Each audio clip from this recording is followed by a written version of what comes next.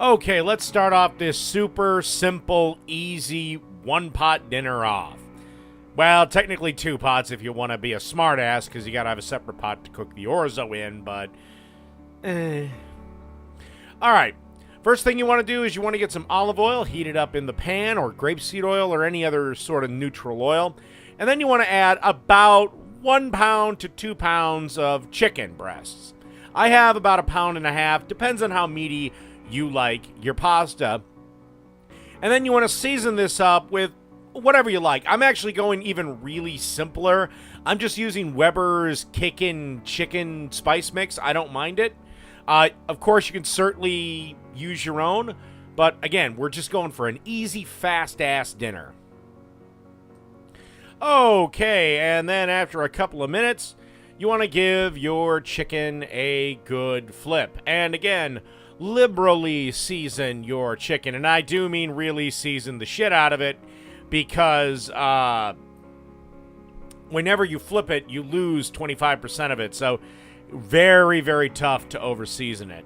And then you just want to keep flipping and cooking this chicken till it reaches an internal temperature of 165 or 170 degrees. Do keep an eye on it, though, because remember, chicken doesn't have a whole lot of fat on it, so it can dry out damn near instantly. Okay, now our chicken is cooked, and you see all that wonderful shit in the bottom of the pot? Well, that's flavor. Don't dump that out. We're going to need to deglaze this to extract it. You're going to want to dump somewhere between 1/4 cup and 1/3 cup of wine. I used a nice dry Pinot Grigio. You can use whatever wine suits your fancy. And you want to give this a chance to heat up and deglaze a little bit, because you want to extract all that flavor that's on the bottom of the pan. One of the things that drives me nuts is people that, when they're done cooking like meat, all the wonderful meat drippings in the pan, they just rinse them out and dump them down the drain. Great. You just got rid of all the flavor.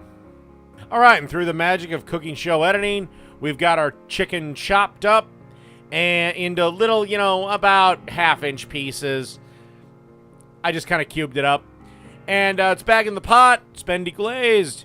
And we're now ready to add about 4 ounces of pesto. Just grab a jar of pesto sauce. Or you could make your own. But again, this is just more going for speed than gourmet culinary skill here. Remember, this is a nice, easy, fast-ass dinner. Then you just want to give everything a stir around and let this simmer for a little bit to get it incorporated. Meanwhile, get that pot of water on the range and getting it start to boil, because we're going to have to add our pasta.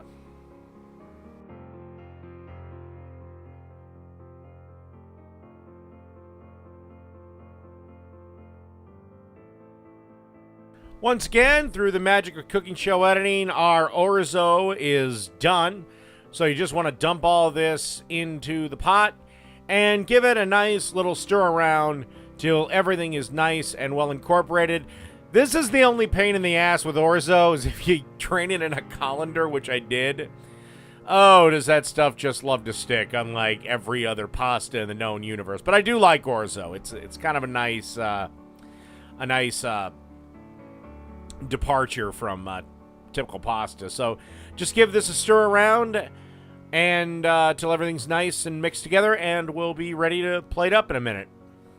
Okay, how you want to serve this? You want to get yourself a bowl and ladle yourself a good portion of your orzo chicken dinner. Now, right now we're done, but I do like to add a few little embellishments, get the camera a little bit closer to what I'm doing. So this is completely optional, totally up to you if you'd like to do it. But I like to add just a nice little dusting of freshly ground black pepper. Again, this is completely optional. And I also like to dust on just a whip, just a hint of some nice Parmesan cheese. And that's it. Orzo chicken pasta. Done.